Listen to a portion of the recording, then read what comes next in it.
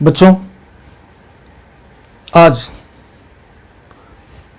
के वीडियो में क्लास 7 का science chapter first nutrition in plants.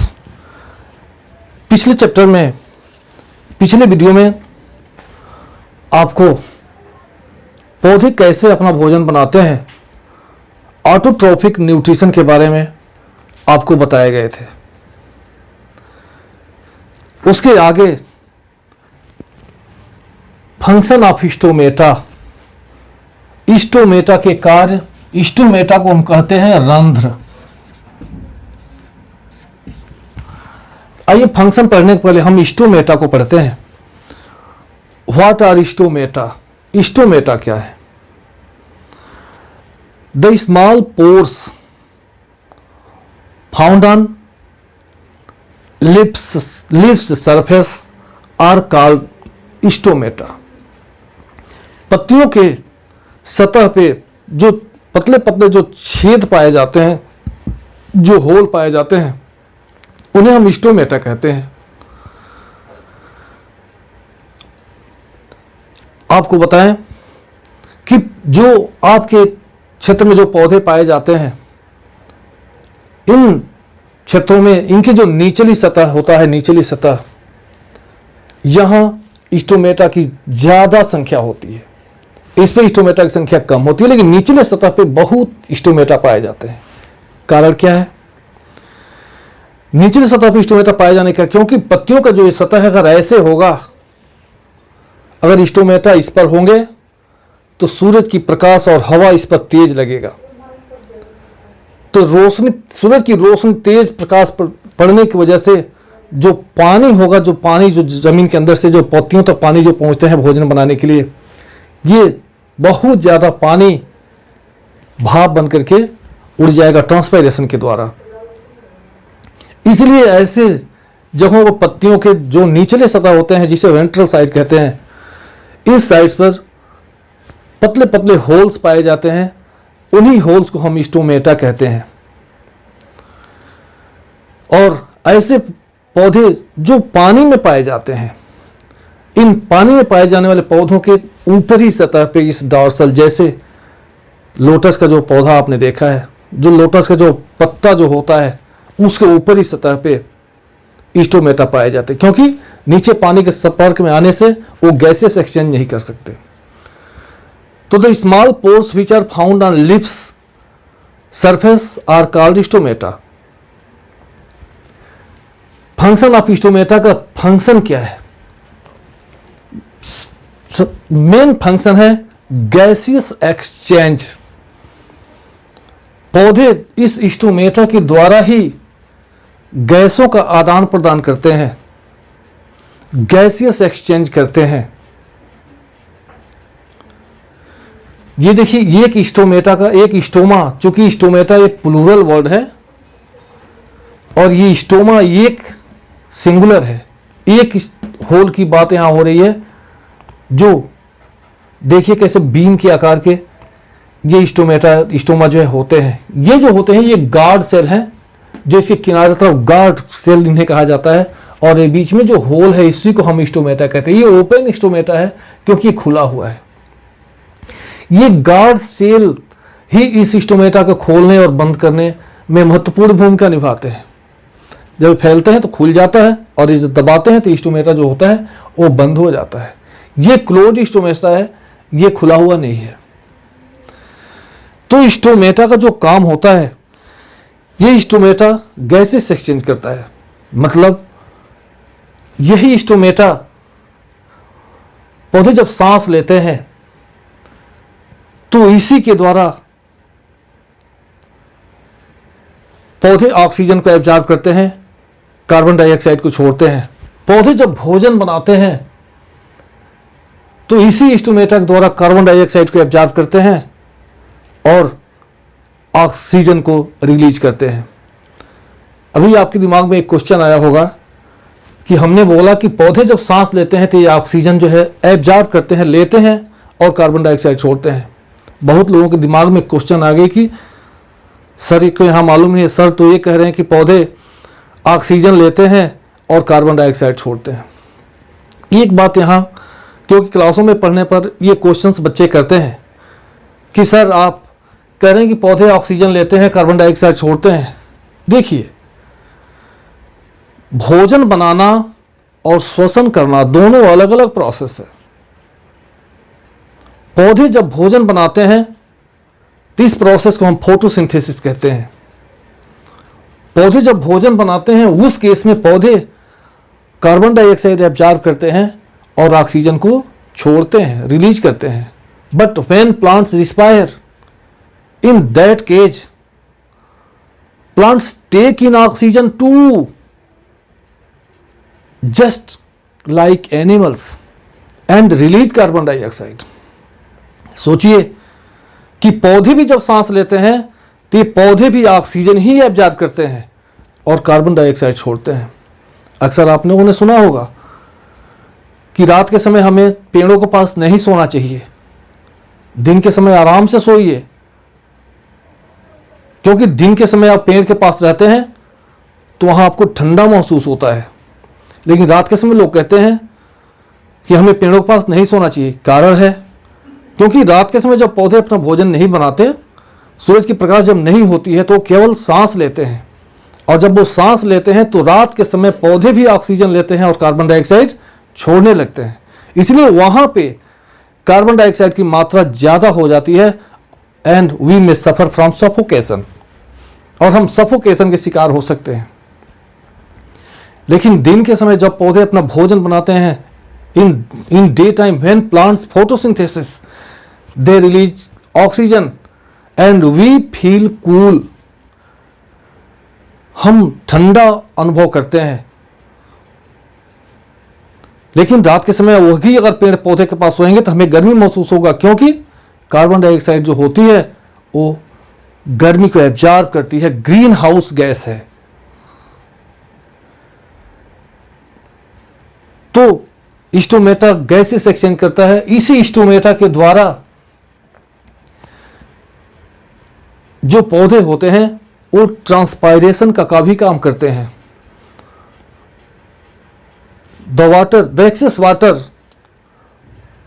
which plants release from aerial parts or leaves, the process of losing water from leaves or its aerial part is called transpiration। पौधे के वायु भागों से, पत्तियों से पानी का, एक्सेस पानी का वापस हवा में उड़ जाना ट्रांसपायरेशन कहलाता है, वाष्पोत्सर्जन कहलाता है। तो पौधे जो होते हैं स्टोमेटा के द्वारा फोटोसिंथेसिस के समय ऑक्सीजन को रिलीज करते हैं, कार्बन डाइऑक्साइड लेते हैं, और इसी से कार्बन डाइऑक्साइड, सांस लेने के समय कार्बन डाइऑक्साइड को एब्जॉर्ब करते हैं और ऑक्सीजन जो है, श्वास लेने के समय ऑक्सीजन लेते हैं और कार्बन डाइऑक्साइड छोड़ते हैं। मतलब सीधा एक शब्द में कहे, the function of stomata is gaseous exchange. Gaseous exchange का जो है काम करना होता है। पौधे जब फोटोसिंथेसिस, अगला जो टॉपिक है synthesis of other nutrients from glucose. पौधे जब भोजन अपना बनाते, फोटोसिंथेसिस की जब प्रोसेस करते हैं तो उस केस में जो भोजन बनता है उनका जो C6H12O6 है, ये C6H12O6 जो बनाते हैं इसको हम कहते हैं ग्लूकोज। पौधे जो है ग्लूकोज का फॉर्मेशन करते हैं और इसी ग्लूकोज से पौधे जो है सुक्रोज, स्टार्च का फॉर्मेशन करते हैं। पौधों के पत्तियों में जब भोजन तैयार हो जाता है, तैयार होने के बाद वो भोजन फ्लोएम के द्वारा, फ्लोएम टिश्यू के द्वारा, जो फ्लोएम के द्वारा ये जो बना हुआ भोजन होता है, that food is transported different parts of the plant.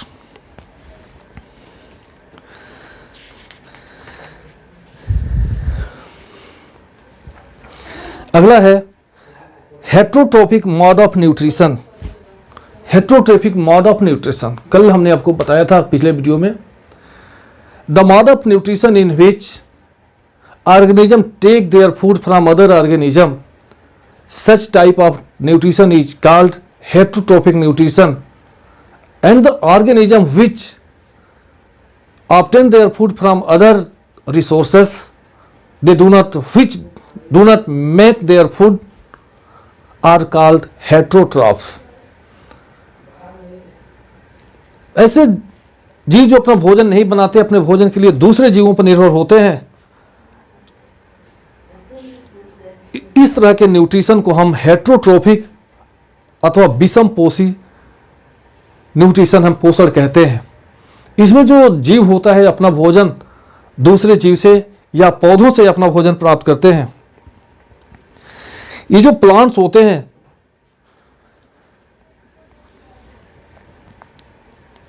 ये न्यूट्रिशन के आधार पर ये कई प्रकार के होते हैं, जैसे पैरासिटिक प्लांट्स। पैरासिटिक, आपने नाम सुना है होगा पैरासाइट का। पैरासिटिक प्लांट्स, पैरासिटिक माने परजीवी पौधे, पर माने दूसरे, जीवी माने जीवित रहने वाले, पैरासिटिक परजीवी।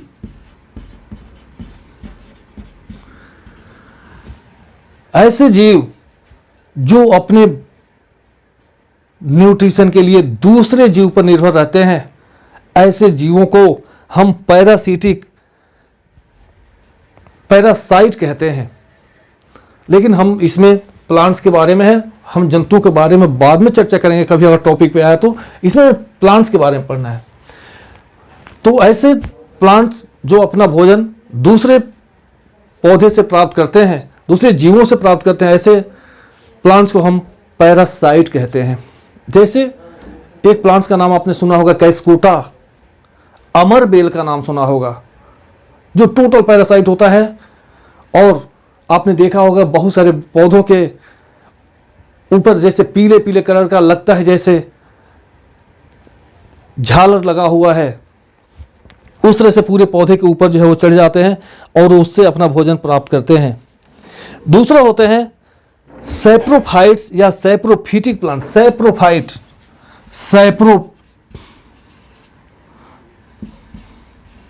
सैप्रोफाइट जिसे हम मृत जीवी कहते हैं। मृत जीवी नाम से ही और जाने, मृत जीवी, मृत मरे हुए जीवों पर, मरे हुए वस्तु पर जीवित रहने वाला। The organism which are the plants which get their food from dead and decaying matter. The organism which get their food from dead and decaying matter is called a saprophytic plant or saprophyte, such as mushroom. कुकुरमुत्ता का नाम आपने सुना होगा, देखा भी होगा। ये जो मशरूम होता है, ये जो ब्रेड मोल्ड होता है, ये सब सैप्रोफिटिक प्लांट्स हैं जो सड़े हुए मरे हुए जीवों से अपना भोजन ये प्राप्त करते हैं। दूसरा होता है symbiotic plant. Symbiotic, symbiotic, symbiotic सहजीवी। सहजीवी, सह माने साथ साथ, जीवित माने रहने, जिंदा रहने वाला। कुछ पौधे ऐसे होते हैं जो एक से अधिक पौधे मिलकर के दूसरे के साथ मिलकर के सहजीवन व्यतीत करते हैं। इसका एक बहुत अच्छा एग्जाम्पल देखने को मिलता है लाइकेन का। लाइकेन, लाइकेन जिसे हम लौवक कहते हैं, लाइकेन बहुत अच्छा सिम्बायोसिस का एग्जाम्पल देखने को मिलता है। ये जो लाइकेन होते हैं, इसमें दो प्लांट, एक फंगस और दूसरा एल्गी, दोनों मिलकर के साथ साथ जीवन यापन करते हैं। इनमें दोनों का लाभ होता है। ये जो फंगस होता है वो परजीवी होता है, ये सैप्रोफिटिक होता है, वो अपना भोजन नहीं बनाता। और उसके साथ में जो एल्गी होता है, शैवाल, वो ग्रीन प्लांट्स होता है जिसमें क्लोरोफिल पाया जाता है। ये दोनों एक साथ रह करके सहजीवन व्यतीत करते हैं, दोनों एक दूसरे को लाभ पहुंचाते हैं। इसमें जो फंगस होता है वो क्या करता है, वो जमीन से रॉ मटेरियल्स भोजन बनाने के लिए खाद्य पदार्थों का एब्जॉर्प्शन करता है और एल्गी को प्रोटेक्शन देता है, उसको रहने का जगह देता है। उसके बदले में जो एल्गी होता है वह भोजन बनाता है और भोजन बनाने के बाद वह फंगस को भी देता है। तो इस तरह से हम कहें कि रॉ मटेरियल ये फंगस जो है एल्गी को उपलब्ध कराता है और एल्गी जो होता है वो इस रॉ मटेरियल से फोटोसिंथेसिस के प्रोसेस के द्वारा भोजन बनाता है और दोनों सहजीवन सिम्बायोसिस जीवन जो है व्यतीत करते हैं। और कुछ पौधे और भी होते हैं जैसे इंसेक्टिवोरस प्लांट। आइए इंसेक्टिवोरस प्लांट्स के बारे में थोड़ा सा आपको बताते हैं।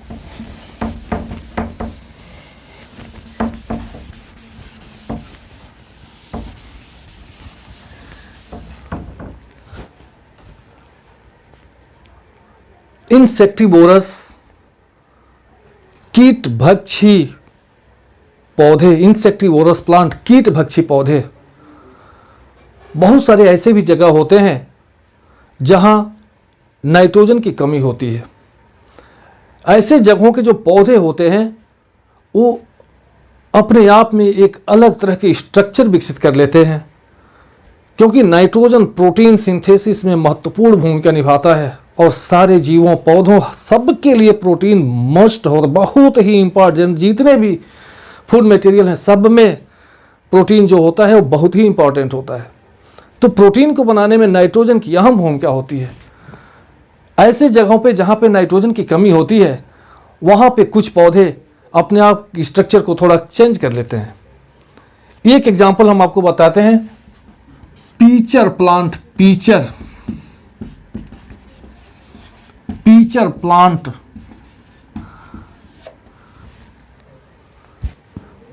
पीचर प्लांट घट परड़ी।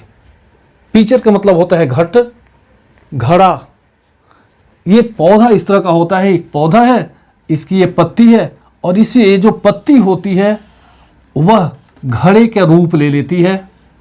ये जो देखिए जो पत्ती है वह पीचर घड़े के आकार में बदल जाती है और इसके ऊपर ढक्कन होता है, कैप होता है। ऐसे पौधे जहां नाइट्रोजन, जहां की मिट्टी में नाइट्रोजन की कमी होती है, जहां नाइट्रोजन उन्हें पूरी तरह से नहीं मिल पाता है, वहां ये पौधे ये स्ट्रक्चर विकसित करते हैं। ये जो पीचर प्लांट है घटपर्डी, जो कीड़ों को पकड़ करके अपना भोजन करते हैं, कीड़े को पकड़ता है और तब अपना जो है भोजन करता है। वो ये देखिए यहाँ ये कैप है जो सेंसिटिव होता है। यहाँ ये जो है समझिए को जो घड़ा देखे हैं ना, घड़े के आकार का इस तरह का स्ट्रक्चर बना लेता है ऐसे, आप देखिए, और इसके ऊपर एक कैप होता है ऐसे।